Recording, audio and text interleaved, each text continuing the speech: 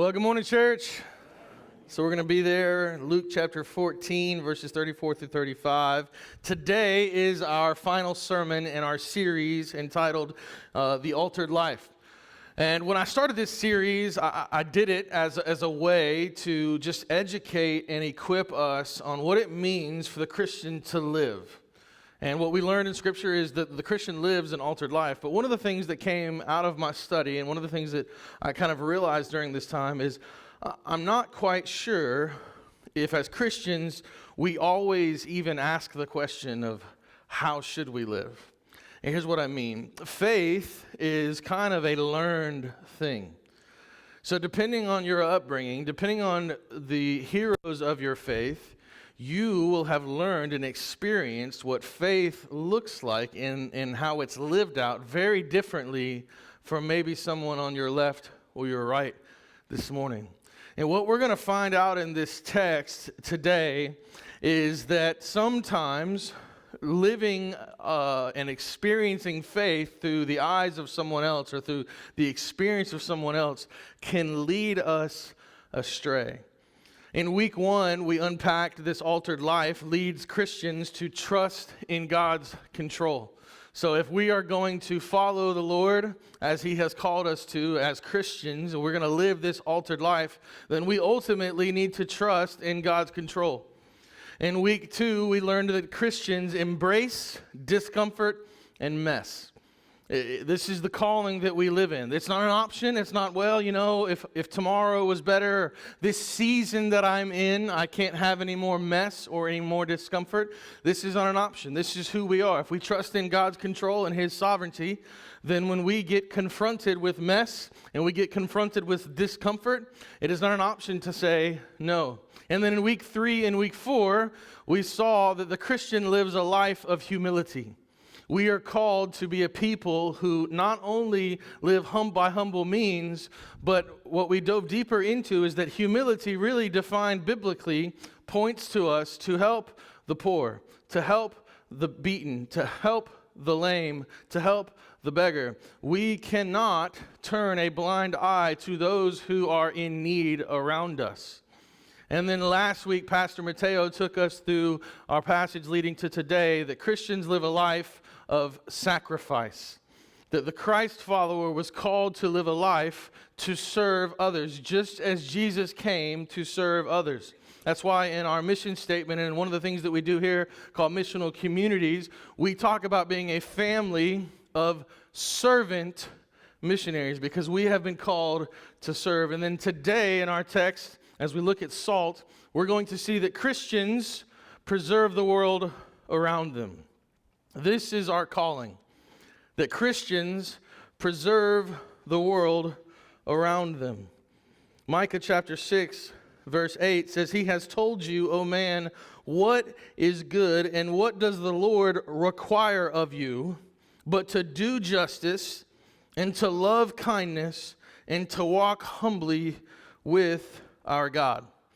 Today in our text, Jesus has just given a series of parables and really a stern talk about the cost of discipleship, about what it looks like to literally follow Jesus rather than just putting a name tag on that says I'm a Christian. He goes to great extents to teach those around about what it looks like to follow Jesus. As a matter of fact, the last sentence that leads to our text today, verse 33 says, "Therefore, any one of you who does not renounce all that he has cannot be my disciple."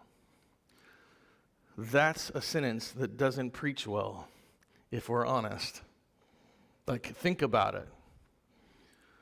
We come to church, we get all prettied up, ready to hear a good message, maybe looking forward to lunch afterwards.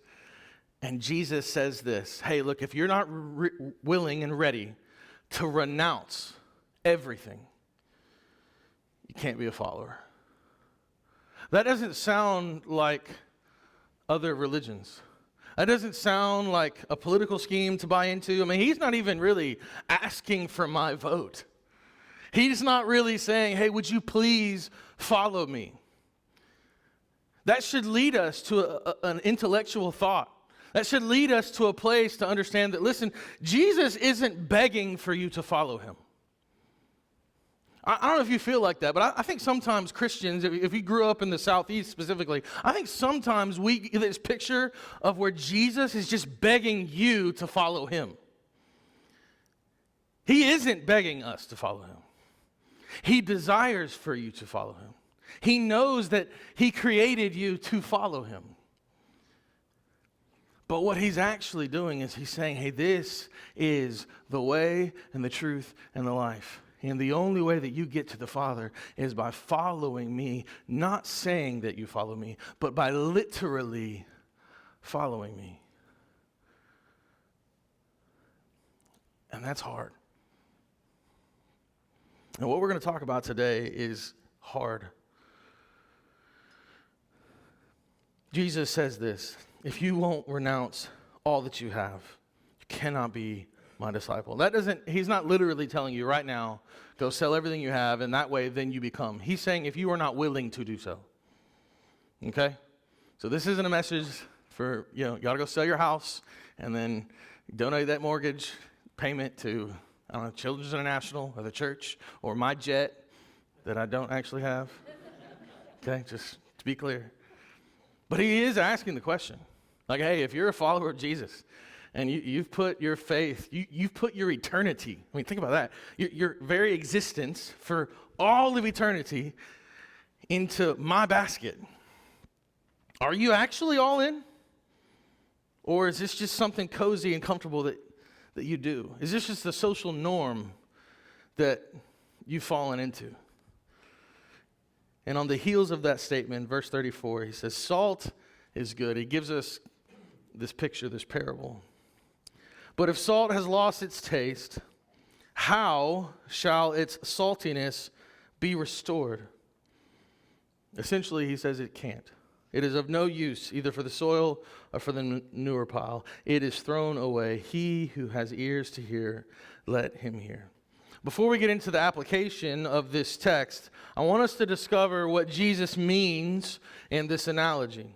And there are two primary uses for salt in the first century.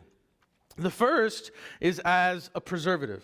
So before modern refrigeration, to keep meats fresh for as long as possible, you would literally cover them in salt. And this salt would then permeate throughout the meat, and it would ward off bacteria for a time. So the first is as a preservative. The second is for flavor. Now, salt is one of the basic flavor components in nearly every single style of cooking. I can remember it was our pregnancy with Micah. Amy used to be the cook around the house, and she loves this story. I'm glad she's here, not working in the nursery. So she was preparing food for us for dinner. I had worked long and hard, laborious, I'm dirty. I was a mechanic at the time, and I'm coming home, baby, I need a hot, good, warm meal. I don't think I was actually a mechanic at the time. I think I was in ministry. So I was clean. But I come home. I think she had made I don't even remember what meal. Was it? Do you remember what meal it was? Oh, it was lasagna. Okay. So, she had made this, and I love lasagna, man. Love it. I'm not Italian, but I should have been. So I come home. She's got it all ready. I take my first bite. And, I didn't learn to lie to my wife. I didn't learn to eat something and be like, oh, baby, it's so good. I was ignorant. So for those of you that are in earshot, you lie to your wife about how good the food is, okay? It's a thing, all right? So I take a bite, and I go, that's not right. There's something missing here. I don't know what it is, and she starts going through this, list. Oh, I did this, I did that. She had worked for a long, she didn't make the noodles from scratch, but she had made most of this. It wasn't just like, canned, everything. It was homemade lasagna. And she's going through, and all of a sudden I start to see the tears welling up. And, again, pregnancy, so fog brain, emotions are high, all the deal. I'm dumb, so I can't just let it go. I got to be like, well, this is terrible. What did you do wrong? We need to figure it out. And it dawns on her, I didn't put any salt in anything. And I'm going, what? This is like basic cooking, salt and pepper, and then you go, some garlic or some herbs. Or you didn't put any salt. This is terrible. What is wrong with you? Yeah, that's exactly what happened. Oh. But salt is a basic component in cooking. You have to have it. If somebody serves you a meal without salt, most likely you're from the Midwest. No, I'm just kidding. It's not going to be very good. It's just not good cooking. But salt not only was used for flavor, it was used for a preservative. Salt was a valuable commodity in the first century. Matter of fact, throughout history, you can literally find wars fought over salt. It was such a precious commodity in the first century that Roman soldiers, teachers, and even doctors would be paid a stipend to receive it. It was called a salarium. This is actually the word that we originally get our language from for salary. So salt was very precious. This was not necessarily a luxury thing, but it was a critical thing for survival. Everyone needed it. They needed their food preserved. They needed it to sustain life, especially in hot climates where food could spoil even quicker. Salt was so essential that, like I mentioned, it was in their wages. The bottom line that we see from this is that salt has value. It both preserves and adds flavor. But then Jesus adds something to this, right? Not only does it have value, but he says, if salt has lost its taste, how shall its saltiness be restored? So when you're reading this, you're going, I've never tasted salt that doesn't taste like salt, most likely. And here's why. When we think of salt, we think of kind of a pure substance, sodium chloride, a pure substance that doesn't lose its saltiness. But the first century, what the Palestinians would do is they would get their salt from the Dead Sea. And so they would go out to the Dead Sea, they would get large amounts of water, and they would put it in these basins, and then they would put something over it to then catch or to evaporate the liquid, leaving behind the concentrated salt crystals below. And then those can then be harvested by hand. This was called solar evaporation. The salt that they would get in this moment from the Dead Sea was not pure sodium chloride that we think of today as like table salt. It was a various mixture of minerals and impurities. So over time, this salt that was collected from the Dead Sea became contaminated. And what appeared to be salt no longer had its essential qualities of salt, i.e., its ability to season and its ability to preserve. In other words, the salt that could look like salt would have lost its effectiveness, making it useless for practical purposes. Is this what your Christian life is? Because this is what he's directly connecting this to. Is this what your Christian life is? It's essentially useless for practical purposes to the world and everyone around you. Oh, sure, it gives you an inner strength. But is your faith, is following Jesus just fire insurance for you? Or is there a greater narrative? Is there a greater purpose that you have been missing? Obviously, in context, Jesus' teaching on salt and its effect on everything with which it comes in contact with illustrates our lives as Christians. In a different recording of this similar passage, Matthew chapter 5, verse 13, Jesus calls us the salt of the earth. What he is saying is that we are to affect everything that we come in contact with. And the why is this. If you came to our Gospel 101, you know the answer to this, is because the gospel changes everything. When we surrender our life to the good news that Jesus came, he died, and he resurrected from the dead, we are recognizing his mission to redeem and to restore all things. and then we are accepting the mission to join him in that work. The gospel is not just the good news of your salvation. The gospel is God's plan to redeem all of creation. You could summarize it by saying creation, fall, redemption, restoration. This is the ultimate picture of the gospel. It is not just for your salvation. The gospel came, the good news came that Jesus was resurrecting and redeeming all things through his work on the cross. Through his work on the cross. He atoned for the brokenness that happened at the very beginning of really our existence.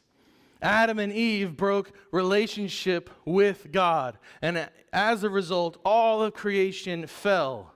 All of creation died, essentially. And Jesus came to give creation a new start. So what are some practical teachings from Jesus that we can get from this text? If he's looking at us saying, hey, the altered life as a Christian is to be salt. The first one is this, is that salt is set apart. And as a Christian, you are set apart. An altered life does not look like everyone's life. And here's what I mean. You can't find a normalcy in your Christian life by comparing your life to those around you. You will find normalcy in comparing your life to the calling that Scripture declares over you. I make that statement because I'm convinced that many of us, and maybe myself at different times, have bought a bag of rotten goods. And what we do is we look to the Christians around us to define what a normal Christian life looks like. And Satan tells us that all these people that we go to church with, or that we go to that private Christian school with, or that the friends that we have that say they believe in Jesus, these are the people that we should sort of compare ourselves with. We should go, oh man, look, this is how they live it out, so maybe I should do those same things. We hear a good talk from a pastor or somebody preaching the gospel, go, oh man, well, that was a great idea. I should maybe look to do that. They're on that stage. They've got everything figured out, and what you and I both know in our heart of hearts is that person on the stage needs Jesus just as much as you do. Like, I don't care how big their audience is. I don't care how many people they reached on social media this past week. They are a sinner separated from God by their sin, and they need Jesus just like you do. But yet we compare our life. Man, look how pretty it is. Man, they do a quiet time. They got this little cute journal they go into, and it seems like every answer they have is just a really good one. Maybe I should live like that. The enemy whispers in our ear, man, as long as we're similar to, or maybe even a bit better than those people that we run around with, and we're good in our Christian walk. I heard a pastor say recently that people have gotten so used to nominal Christianity that legit followers of Jesus appear radicalized. I need you to hear that, because I'm going to tell you, when I read that, I thought, daggum. People have gotten so used to nominal Christianity that legit followers of Jesus appear radicalized. I had a pastor one time, missions pastor at a really big church. He was weird. It's a big church. We actually knew at this church what everyone on staff made, which not the most healthy situation in the world, but he made a good amount of money. This guy drove a 30-year-old truck with rust on the side of it. And we were sitting around one day, and I remember it was actually my dad, because I was never brazen enough to ask something like this, but my dad knows no checks and balances. So he looks at this guy, and he goes, dude, I know y'all do pretty well. Why do you drive a truck like that? And he looks back at me and said, well, listen, I'm no better than anybody else, but I just got a real deep calling to live a life of humility and the people that I serve and the people that I love and the people that I'm trying to lead to Jesus, I want them to see as much as possible that I'm not better than them. And a real easy way to do that is to not have a shiny car, to not have something fancy that can distract them. And I was impacted by that moment. Not to say that I've never had a shiny car since that point, or that you shouldn't have a shiny car. The Lord convicts us in different ways. But I think when we self-evaluate our walk with Jesus, and we do it by looking at those around us, and we go, well, you know, I don't cuss as much as they do. Or I know that brother or sister's sin, and I don't look at the things that they look at, so I'm good. Or I don't gossip as much as they gossip. Or, you know, I try to make sure we go to church, and we serve, and we give. Don't worry about my temper. I've got everything else in order. Don't worry about how big I am, how much food I take in. Don't worry about those things, because I'm better than them in these other ways.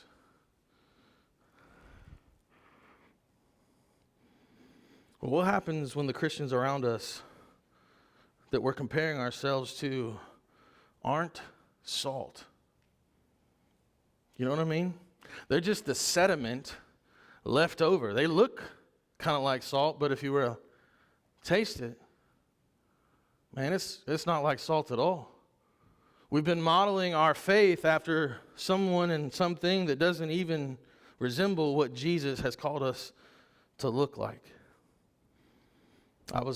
Listen, you want to see somebody's faith at work? Go sit in the stands of a football game. All right? First, let me say this. He's not in the room today, but, you know, one of our members is a head coach locally, and if you think you're smarter than him or every other coach out there, you should go be a coach. You should. I don't know if you know this, but when people go in the stands, they all of a sudden, they have like a degree in football. You know what I mean? Why didn't they run this play? Why did they put him in? Johnny's way better than that. And I know I have like a man's voice, but that could be a woman's voice too, right?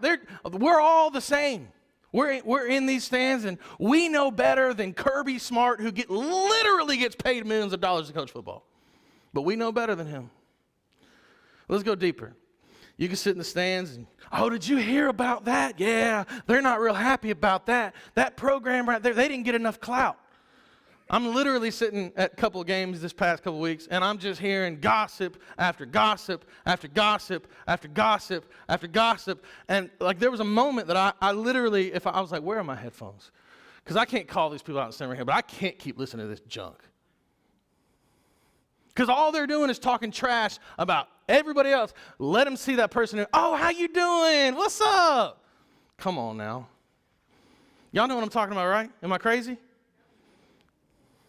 Salt has lost its saltiness. If we're going to be the Christians that preserve, and I'm getting to that one in just a moment, we have to be the Christians that are set apart. We have to be looked at as, man, that family, that individual, those people, they're weird, they're radical. No, we're just Christians. So point number one, salt is set apart. As a Christian, you are set apart. Point number two, salt preserves.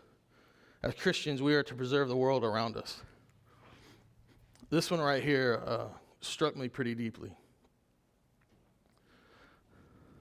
Many of us in this room have been raised in the church. And I think I can remember preaching this early in my career. The ultimate good is to get somebody saved. That's what we believe. The ultimate good is to get somebody saved.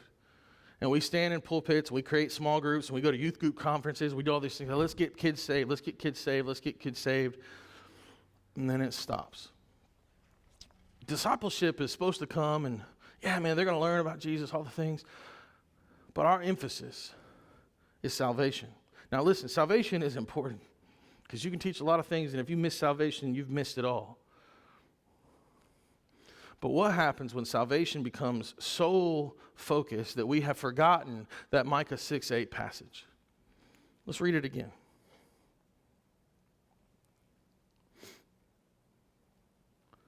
he has told you, O man, what is good? And what does the Lord require of you? Doesn't say suggest. Doesn't say, hey, if you get time. What does he require of you? Do justice. Love kindness. Walk humbly with your God. Yesterday, a friend of ours put together a gathering of people to bring awareness to trafficking and slavery. Today, there's over 50 million people throughout our world still in slavery. Think about that. 50 million people today in slavery. While we're watching Netflix and Hulu and football games and we're living our life and acting like these things aren't real, 50 million people. And this isn't like some distant number that, in those countries over there that have it all broken, that don't do things the way that they should, that's 49.9 million. No. Atlanta is one of the hubs for sex trafficking in our region, in our nation, and in North America and Central America. Some would even say the world.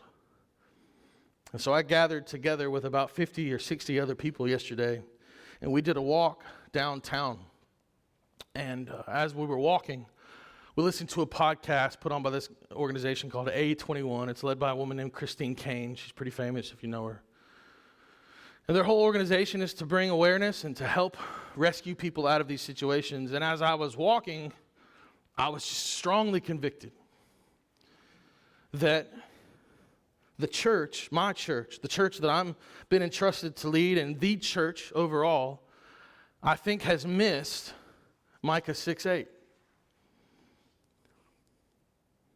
Because here's where we put our money. Here's where we put our attention and our resources. Right here.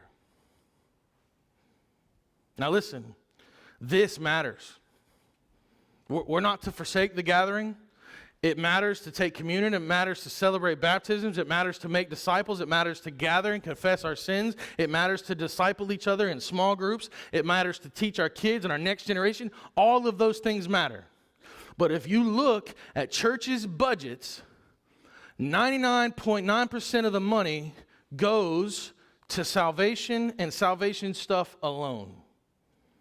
Even when we say missions, what we're saying is we want to send somebody to go make Christians. Now, before we go too far and go like that's terrible, if the Christians that are made are the salt, what happens? They change the world around them. And so as I'm walking, I'm just strongly convicted, and I'm going, how often am I modeling, how often am I preaching that your faith isn't just for your eternity. Your faith is to quite literally change the world around you. Do you live with such a boldness and an encouragement that you have been chosen, adopted, redeemed for a calling way larger than a ticket out of hell? You have been charged and gifted and called and equipped to help save someone out of a proverbial hell on this earth right now. And then you can point them as a why. Why would you help me do this? Why would you get your hands messy? Why would you fight for human trafficking? Why would you fight for the impoverished? Why would you fight for the broken? Why would you fight for the unborn children? Because Jesus does. And because I love him and he's given me a new heart, he is calling me to take the stand. When are we going to do it? Maybe you're already doing it, and praise God for that. It isn't just human trafficking. There are loads of issues. Just think about the city that we live in, guys. You don't have to go around the world to help the poor. Most times we just got to go across the street. We should be fighting to make this world better. When he saved us, he didn't just save us for a future. He saved us for now. And so you and I need to start figuring out what is the now that we're walking in. You have passions and you have people in your life that not only do need to hear the gospel, but they need you to step up for them in a financial way. They need you to step up for them in a loving way. They might need you to look at them and have a hard conversation and say, you are in sin. And some of the reasons you're experiencing these issues in your life is because of that sin. But there's a better way. And this is where we get back to that. Well, as Christians, I'm scared to evangelize. You don't have to know some fancy algorithm. If you're a Christian, all you need to know is your story. Because he brought you from death to life, and you just got to share that with somebody. How else can we preserve the world around us? We don't get political around here, and I'm not going to, but I did hear a sermon this past week from a guy named Josh Howerton. Let me say this. I don't agree with everything he says, but I agree with this. He was talking about the upcoming election. Hunter read a statistic to me earlier. Something like 32.5 million Christians have proclaimed that they're not going to vote this year. And this pastor stood on a platform and he said this. He asked the question, would Jesus vote? If Jesus was here now today, faced with the candidates that we have, that I would imagine that most of us would say both of them are not very good, what would you do? Jesus, who would you vote for? Better question, would you vote? And he went through, and I'll send you all the podcast so you can listen to it. His answer to that question was absolutely yes, and here's why. No one cares if you don't vote. You don't make an impact if you don't vote. I don't know if you know that or not. No one's going, oh, Chris Barbie didn't vote this year. There must be a reason why. Let's dig in and figure out why Chris Barbie didn't vote. Nobody's doing that. So when you no vote, you don't make an impact at all. Your voice doesn't matter, doesn't count. But when you vote, you make an impact. Well, both candidates are, yep, that's right. So you choose the one that best fits what Jesus has convicted you to do. You don't sit idly by. You are active. You live in a land that has allowed you to have a voice. Now, you can have a conspiracy theory about your voice matters and not, blah, blah, blah, that's fine. Some of y'all just love conspiracy theories. But you've been charged to make the next best right decision. And if you've been called to change the world, which is what you've been called to do as Christians, because if you are salt, you've been called to preserve it, meaning you're involved in the restoration process, then you cannot ignore your duty as a citizen to cast a ballot. Just like you can't ignore your duty as a citizen to uphold justice. We walk in that system. So the question I'm going to leave you with as we close is simple. Are you being the salt, or are you just the sediment? Let's pray. Lord, I just ask for conviction. I ask that we don't just let these words fall on our ears, but yet these words move our feet and move our hearts to love you and love others. that we will be a family of servant missionaries that leads people to love you, love others, and invest in your kingdom. And that isn't just a catchphrase. That isn't just words that we came up with so we can memorize something, so that we can have some cool things to say. But yet it is a calling. It is a heart longing to see your kingdom raised up here and now. That God, I wouldn't be so selfish, that we wouldn't be so selfish to accept your salvation and ignore the calling that you have on our lives. Help us not get to those pearly gates and say, yeah, Lord, but. Help us to pour it all out for those around us, for the glory of your name. God's people said,